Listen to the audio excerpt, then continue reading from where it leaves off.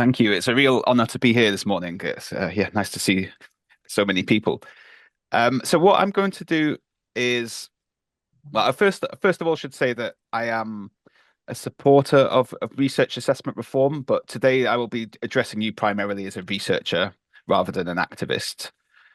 So what I'm going to do is to first of all give some kind of background of the global picture of this reform movement and where it's come from, and then look at some empirical data that we released this week as a preprint, looking at the uptake of QARA across the whole of Europe. And then from there, I will end with some drilling down into some of the Bulgarian data that we could pick out. And hopefully this can inspire discussion and reflection. So in terms of key trends in research assessment reform, I mean, if you think back about 10 years ago, if I think back about 10 years ago, the notion of research excellence would have connotations like ranking, it would have competition, you would think of maybe performance indicators, you would think of selectivity of funding, whereby the quote unquote the best research and the best researchers get funded and they get more of the funding. But gradually over time, there's been maybe a semantic shift in this idea of research excellence, and there's increasing discussion, at least on a policy level, about can it focus on more on societal impact, transdisciplinary research, team science and collaboration, research culture, equity, and so on. So this is one of the sort of efforts to shift the boundaries of this notion of scientific excellence in recent times. And of course, as mentioned, one of the big drivers of that has been a research assessment reform movement. Now, in terms of where it started out for me and when I first encountered it, it was about, well, just over a decade ago.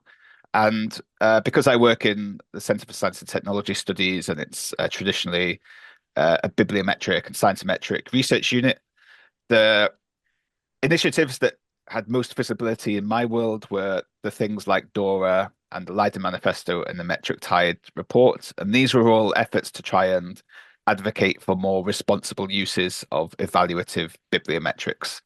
So some of the more reductive uses of indicators, some of the uses of, quite limited and flawed indicators in evaluation across academia globally were what was being raised as a problem here. And for the DORA declaration, the proposed solution was to rely less on journal-based indicators and journal impact factors in particular, and this collected signatories from individuals and organizations. The Leyden Manifesto was 10 global principles for responsible uses of evaluative bibliometrics, produced primarily by scientometricians. The Metric Tide report was based in the UK, but this got quite a lot of visibility and it helped to coin the term responsible metrics.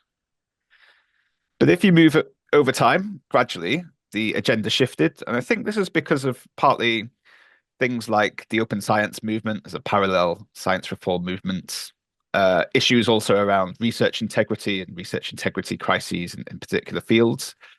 And they converged really with the responsible metrics movements, because for open science and for research integrity advocates, it became clear that in order to mainstream open science and to mainstream better research integrity and better research cultures, you need to reform the research assessment system and the kind of incentives that academics are set. And over time, this is then broadened out, and we have more holistic, coordinated action initiatives. So you get to see a wider set of concerns, which I'll just spell out in a second. So yeah, this is just a timeline from Andrew Plume, who works for Elsevier, and this indeed starts to pick up over time towards the right of the screen, more of these kinds of open science type of interventions. So what happens is we move really over time from a more narrow focus on responsible metrics to a more wider set of discussions around responsible research assessment. So it's not just saying don't use indicators in a problematic fashion, but it's also trying to think about what should we actually be recognizing and encouraging and rewarding within research assessments of different kinds. So here's a quite a known definition from Stephen Curry and colleagues on the screen.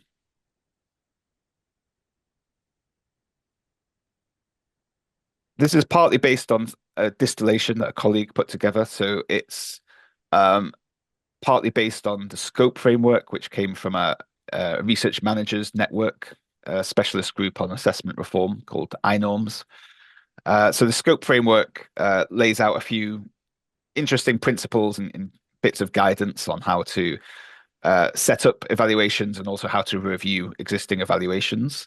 I mean, one of the things that's important to them is to start with the values and the goals of an organization and their mission, and then develop the design of the evaluation from there. So not really starting with what can be measured, what data is already there, but starting with what it is you value. It also calls, of course, for multiple criteria to be used. So not relying on a single indicator and not being, very reductive, because this can lead to gaming and it can be, quite reductive in terms of recognizing the multifaceted dimensions of research and what makes good research. Importantly as well, it's important to update the indicators regularly. I mean, maybe at one moment in time, an indicator has credibility, but over time it gets critiqued and some of the challenges around it become better known. So it's important to really revisit the indicators that are used in research assessment systems and practices, because otherwise they can become quite out of date and kind of legacy indicators that we're stuck with, but which we know don't work particularly well. Another thing that they say as well is that evaluation is not necessarily always the answer. So maybe we don't actually have to evaluate everything to promote different kinds of practices and agendas. Maybe there are other alternative policy instruments available. So really think critically about, is evaluation necessary all of the time for everything?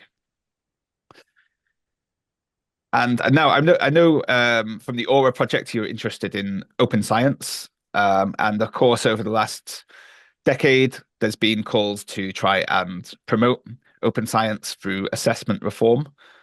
So a lot of op-eds, a lot of opinion pieces, several reports and workshops and so on. Here's just a few snapshots of these.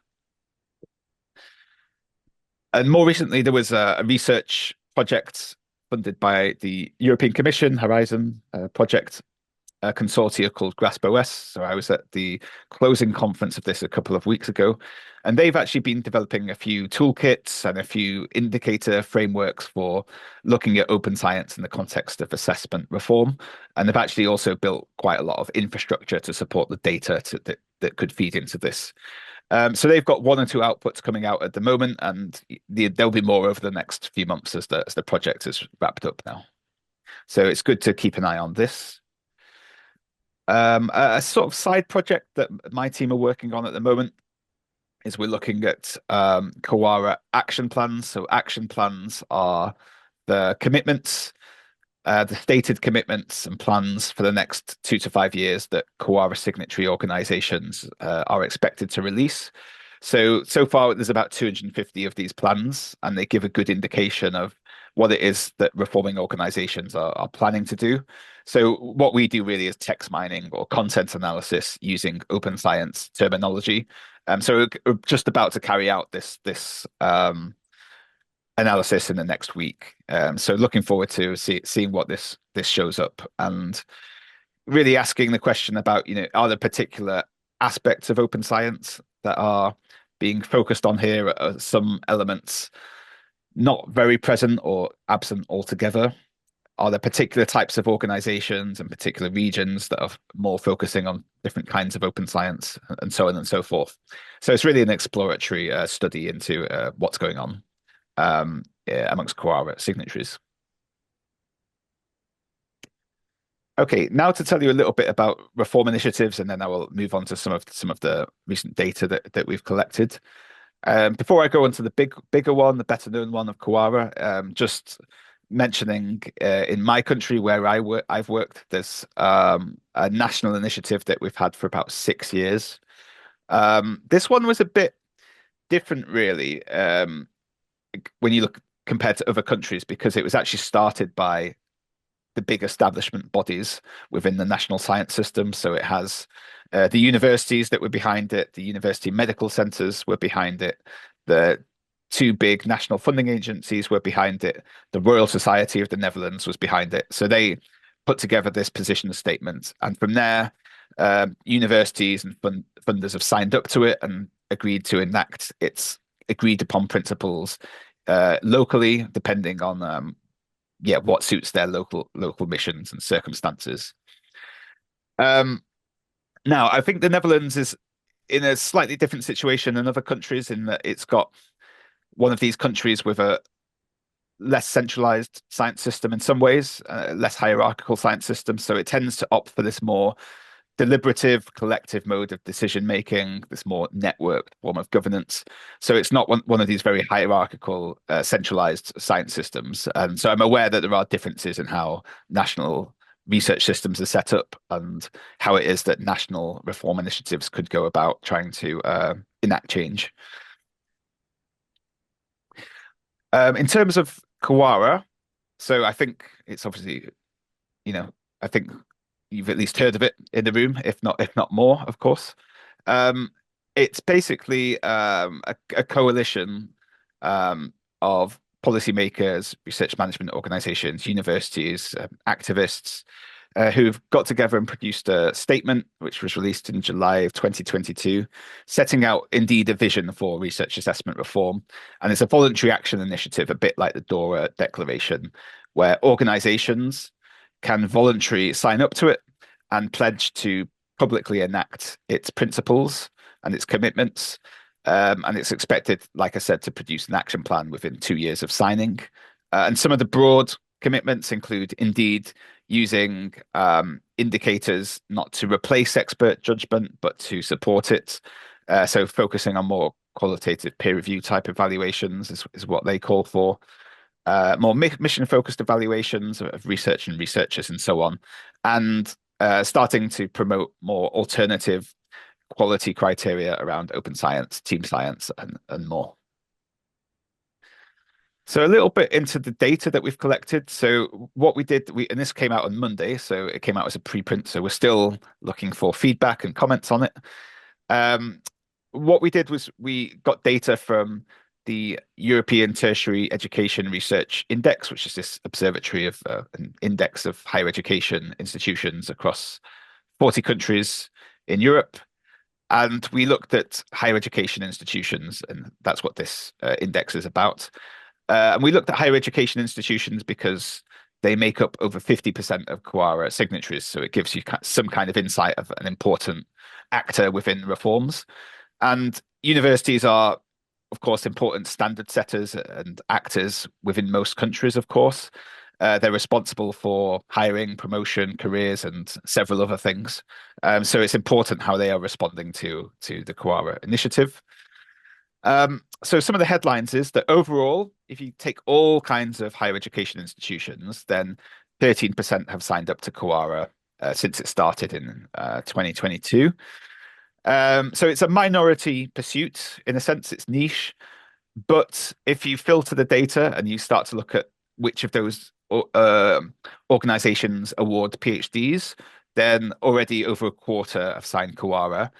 And then if you start to look at major research universities, which we look at in terms of those that are featured within the Leyden ranking, which tends to include the highest producing organizations of research, then over 52% of major research universities have signed AGORRA on that list within Europe. And we found as well that obviously because big research intensive universities tend to employ more academic staff, by our calculations, 33% of academic personnel across Europe now work at an institution that has signed AGORRA. So quite some academics within Europe are employed by institutions that have committed to AGORRA. So it's something that's come quite a long way in a short period of time, especially because it doesn't really have that much resourcing and it doesn't really have that many levers. It can't enforce itself. It's not a kind of directive in a sense. It's a voluntary action initiative. We see as well that, amongst those institutions that do sign up to it, they tend to be members of alliances and networks. And signing other kinds of reform initiatives is associated with signing AGORRA as well. So the DORA and HR excellence schemes, for example. So there's a significant association there that we calculated. But we should not forget that it is still a minority of institutions that sign up to reform across the board across Europe. So the x-axis along the bottom here, you can see that by far the most institutions haven't signed any of these initiatives, and it gets progressively fewer that have signed up to multiple initiatives. So there's really like a core of about 500 that have signed up to multiple initiatives, like more than one. One of the things that we noticed in our data set as well is that there's a kind of geographical clustering. So you see certain countries have quite a lot of signatories. Finland is one that just had a lot of the share of its higher education institutions had signed up to AGORRA. Spain as well. Now, Spain is an interesting case because when I've spoken to colleagues from Spain, they've said that one of the reasons that many, many universities have signed up to it is because it is quite a hierarchical science and centralized science system. And it's a way of the universities to apply bottom-up pressure to some of the more central agencies nationally. And then we do see a drop-off in terms of engagement from Eastern Europe, and it's interesting to discuss why that is. I mean, I'm not here to say that Bulgaria definitely should all sign up to it. I mean, I am a AGORRA supporter, but I am also aware that there's different reasons for signing or not signing these kinds of initiatives historically within culture of a country. So I'd just be more interested in inspiring discussion here. So we noticed that, amongst the EU widening countries, only 4 of them are above the mean in terms of engagement with AGORRA or similar initiatives. And if we drill down a little bit more into Bulgaria, then, as of Monday, there were 3 signatories across Bulgaria. So got the institutions on the screen there. So as a proportion of all the higher education institutions, it's clearly a minority, around 6%. A colleague who's knowledgeable about Eastern European research systems mentioned that some of the more establishment bodies within the Bulgarian research system are not signatories yet. And you can see from here that it is kind of minority Bulgarian institutions that have signed up. And you can compare it with other countries where they do have a big share. For example, Finland in the middle there is noticeable. Ireland, for example. You have to be a little bit careful with these numbers because some of them are very, very few. Have very, very few higher education institutions. So you notice with Andorra, for example, that they have a 100% uptake of AGORRA, which looks impressive, but then you notice that they only actually have 1 higher education institution in the country. So be a bit careful with these numbers, but still gives an interesting snapshot, I think.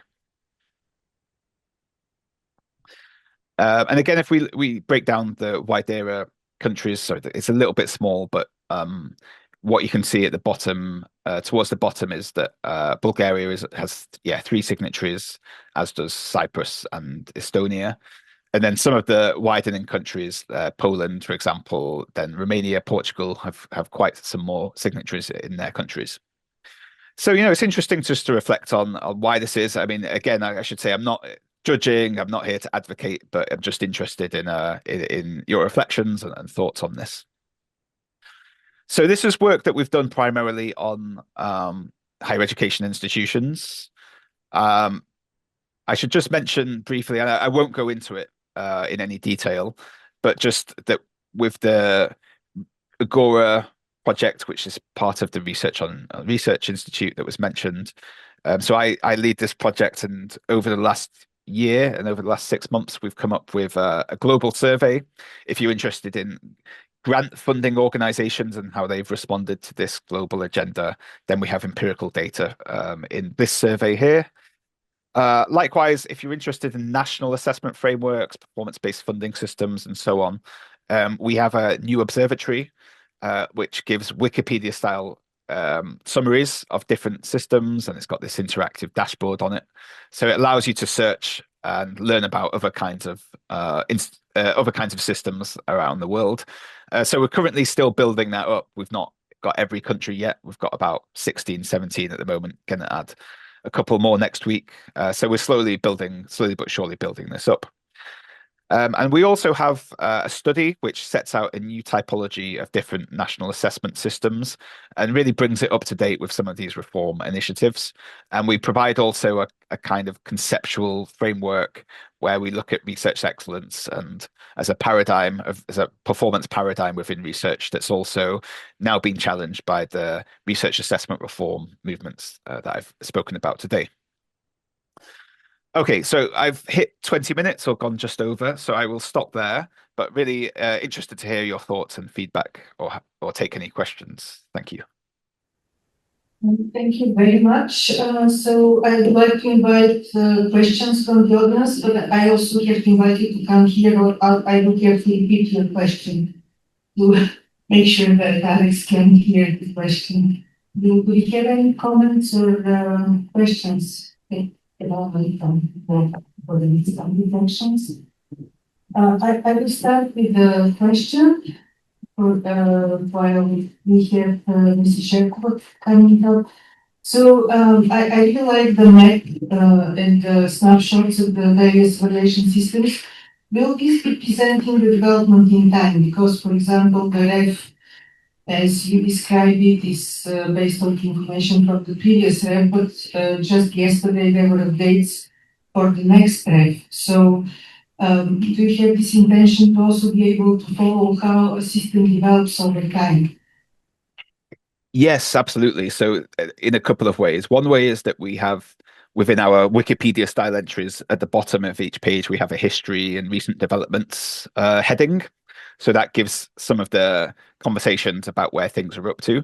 But of course, over time, that becomes out of date. So what we do is revisit this every 2 years to provide updates. And hopefully this is on the whole a good sort of time window, because sometimes a lot happens all at once. So like you mentioned with the United Kingdom, a lot's happened in the last 3 months.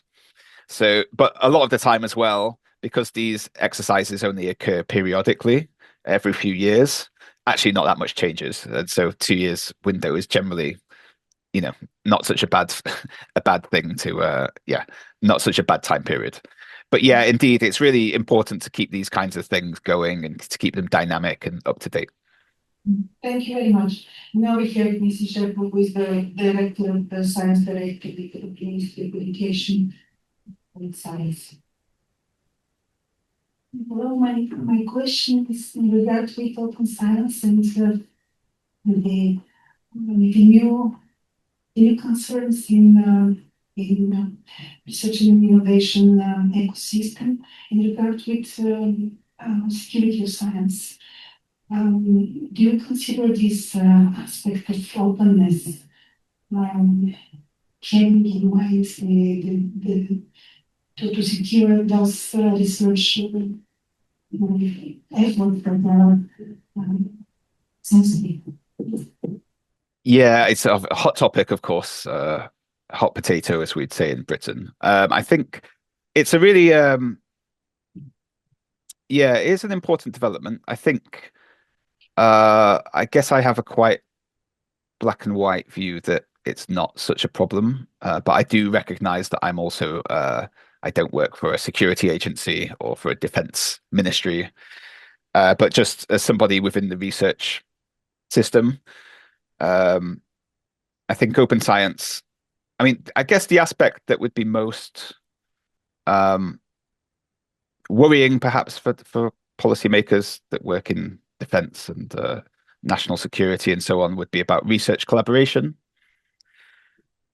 But even there, I think most of the time it's pretty low risk. So we work with people who are from countries that are on a list.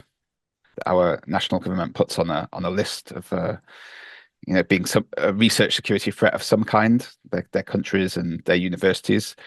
But you can kind of take that on a case by case basis, and I think science is really a global endeavor. And I mean, for example, if you just take the things that I work on, research assessment reform, this is a really important thing that's needed within quite a lot of countries. For example, China, where they've had, I guess, policy instruments and interventions over time that haven't really worked, or that have kind of produced problems globally for the research system. So there's kind of incentives to publish, which then has an overproduction effect, and that then affects peer review in global international journals. So it's really, really hard to get your work peer reviewed now, and it takes months and months and months and months. And it's got noticeably worse. So actually, reform of assessment and sharing my findings with China is really important, and it benefits the world. So yeah, I mean, I can only say that I have a partial view, of course, because I see things from a research policy point of view. But in terms of my values, my opinions, I don't think it's a big incompatibility between research security and open science.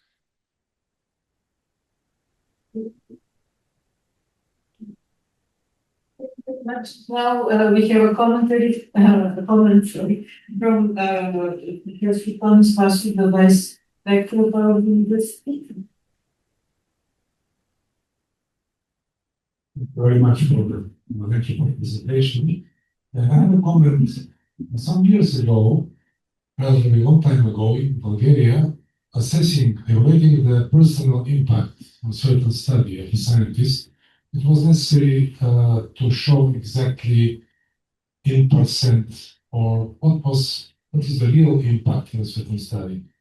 Nowadays, in many countries, including Bulgaria, it's just enough to be on the author's list of the paper to be accepted as a contribution. And I think it's time to go back to the older system where single author articles or many authors articles with not well mentioned, declared impact of different authors should be differently evaluated. This is the point. I think it's time to change it a little bit more tough to be close. Yeah, you understand. Yeah, indeed. I mean, it's always a balancing act, I think. That's my interpretation of something like AGORRA. So I think it makes sense in systems where they've gone too far in a really rigid metrics fashion, and where there's really no deliberation, and where there's gaming and that kind of thing. But I appreciate as well that there's other considerations that you have in research evaluation. For example, it is ultimately often about distributing scarce resources, and you have to be selective in that context. So indeed, then you do have to have certain rules around, authorship and which position counts and so on. And often that's discipline specific as well, of course. So I can kind of appreciate the tension and the remark. And I think that's normal. It's just, so there's multiple factors to consider, of course, as you know, always with these kinds of decisions about how to design systems. I think AGORRA, I'd say, is more just a nudge or a way of steering systems that have gone too far the other way, to kind of modernize a little bit and to be more aware of kind of appropriate uses of indicators and so on. But I personally don't read it as an attack on indicators or an attack on author hierarchies or even attack on publishing. And there is also a growing number of journals which require to have statements on the contributions, and there is like a classification, whether somebody gave an idea or crashed some data or give the text. So this is a growing practice, but I'm not aware that these statements are actually actively taken into consideration. Thank you very much. Now we have another question or comment from Maria Alexandrova. Hi, thanks so much for the presentation. I think my question is a good follow-up to what we just discussed. In your experience, have you looked into the perception of researchers on this transition from this bibliometric assessment to a more open one? And in that sense, would you say that they feel pressure to do too much to fit into both high quality output and bibliometrics and measurable impact? Yeah, so I have looked into this mostly in the Netherlands, where because we've had an initiative for quite some time, it gives you just I guess better insights and better data, because many academics are actually aware of it, and there's been debate over some time. So indeed, I think like how I describe it in a paper that I did was it's a collective action problem. Basically, it makes sense maybe in the abstract for people to say that, yes, we need these kinds of reforms.